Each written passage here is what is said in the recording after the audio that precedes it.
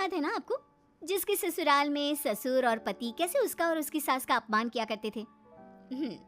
वैसे तो मीना को नौकरी की इजाजत मिल गई थी, लेकिन मीना, ये क्या है?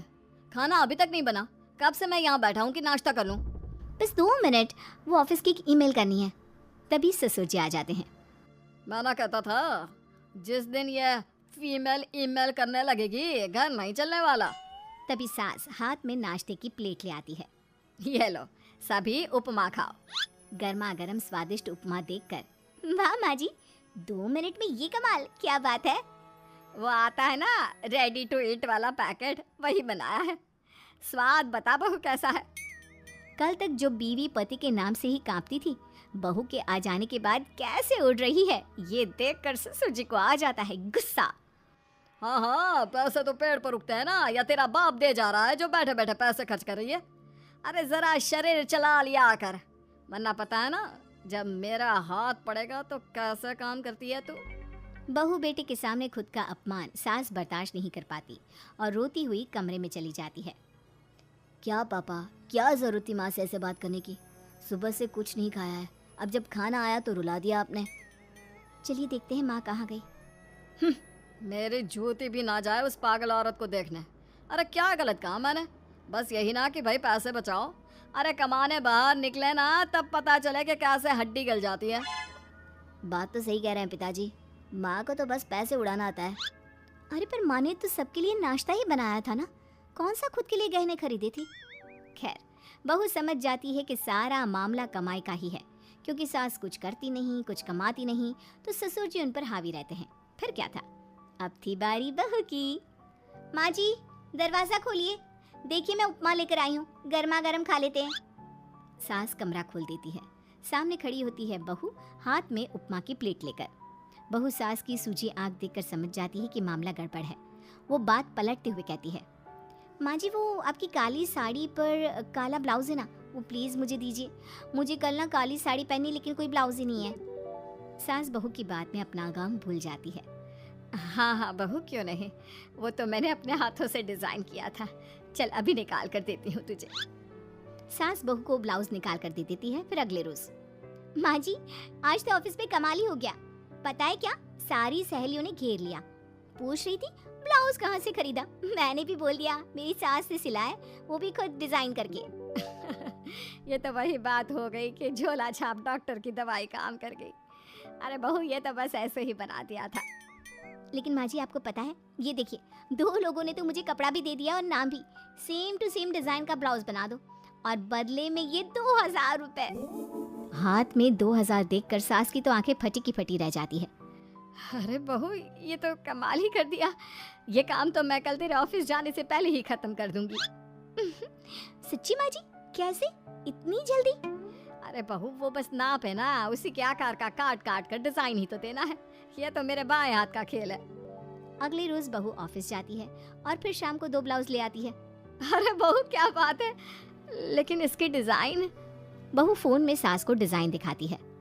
अरे ये तो बच्चों वाला डिजाइन है, रुक अभी थोड़ी देर में ही दे देती हूँ। सास बहू को कपड़े सिल कर देती और बहू सास को रुपए। फिर एक रोज, माँ जी ये लीजिए कपड़े, लेकिन इसकी सिलाई मैंने ज्यादा ली है, वो क्या है ना हैवी काम है, तो मेहनत ज्यादा लगेगी ना आपको। अरे रहने देती बहू, मैंने कौन सी बुटीक खोली है। बहू को सास की बात में दम लगता है और वो कुछ सोचती हुई निकल जाती है। वो कमरे में बैठी होती है कि उसके ससुर की जोर जोर से चिल्लाने की आवाज आती है। फिर फिजूल खर्ची। अरे तुम्हारे जैसी बेकार ना काम काज करने वाली औरत कब पैसे की कीमत समझेगी। क्या जरूरत थी ये मशीन खरीदने की?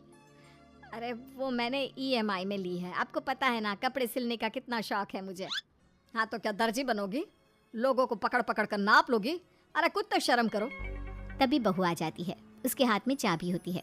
माँ जी ये चाबी मैंने चौराहे में आपके लिए बुटीक खुला है, पैसा लोन से लिया है तो काम करके आप चुका देना। और हाँ माँ जी, कल उद्घाटन है तो 11 बजे दुकान में पहुँच जाना, पूजा में आपको ही बैठना है।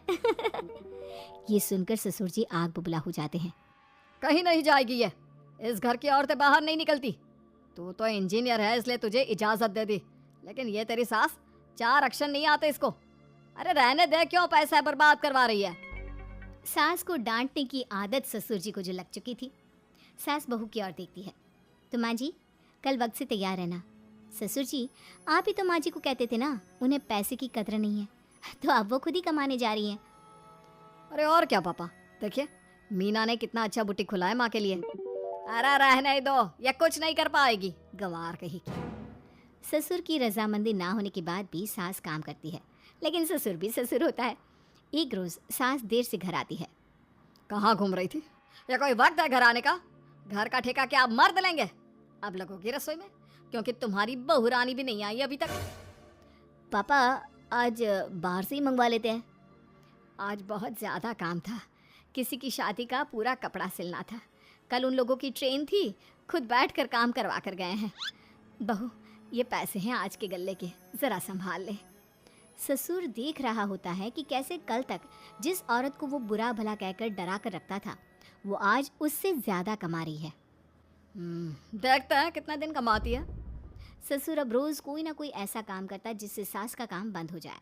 फिर एक दिन, हे भगवान, 10 बज गया, बुटीक खोलने का वक्त हो गया है, लेकिन ये मेरी साड़ी, इस पर ये क्या गिर गया? पता नहीं किसने क्या डाल दिया, अब क्या करूं? सास दोबारा अलमारी से दूसरी साड़ी निकालती है, फिर उसे प्रेस करती है और किसी तरह बुटीक पहुंचती है, जहां पहले से ही कस्टमर खड़े होते हैं। अरे क्या हो गया? लगता है काम चल गया तो मैडम के भाव बढ़ गए। पता है, इस धूप में पिछले आधे घंटे से खड़े हैं। पता होता तो वो बगल वाली शॉप में ही दे देते। अरे अरे माफ़ करिएगा, वो क्या हुआ ना, तैयार होकर निकल ही रही थी कि साड़ी में सॉस गिर गया। दोबारा साड़ी चेंज की तो आप आई। ठीक है, लेकिन अब आ गई है तो ज़रा जल्दी से कपड़े दे दो, हमें जाना है। सास को कस्टमर की बात बुरी लगती है, लेकिन क्या करती, वो जल्दी से सभी को सारा सामान देकर विदा करती है। सारा दिन काम करती है। वो निकल ही रही थी कि एक कस्टमर आती है। जी, वो मेरी साड़ी है ना शादी की, उसका लहंगा बनवाना है। हाँ, क्यों नहीं, बनवा लो। शादी की साड़ी के साथ इमोशंस जुड़े होते हैं। बिल्कुल सही बोला आपने। परसों मेरी शादी की सालगिरह है, तो ज़रा बना देना। अरे नहीं, इतनी जल्दी कहाँ तैयार होता है शादी का लहंगा? कम से कम 4 दिन तो। देखिए, आप 2 दिनों में जितना कमाती है ना, वो मैं आपको 1 दिन में दे दूँगी। बस मेरी ये शादी की साड़ी का लहंगा बना दीजिए। सास को भी अब पैसे की लालच आ जाती है।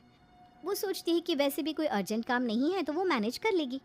अब ठीक है, नाप दे दीजिए। औरत नाप देकर वहाँ से चली जाती है।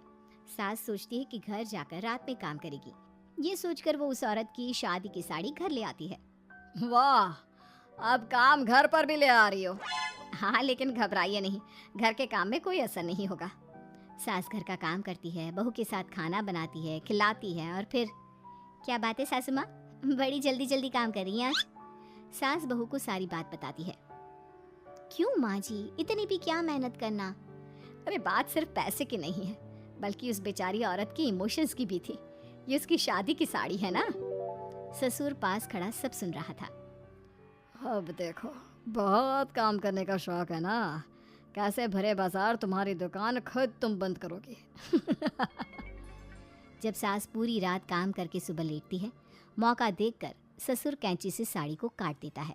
अगली सुबह, चलो, कल आधा लहंगा सिला था, आज पूरा करके शाम को ही उसे उसका लहंगा सौंप दूंगी।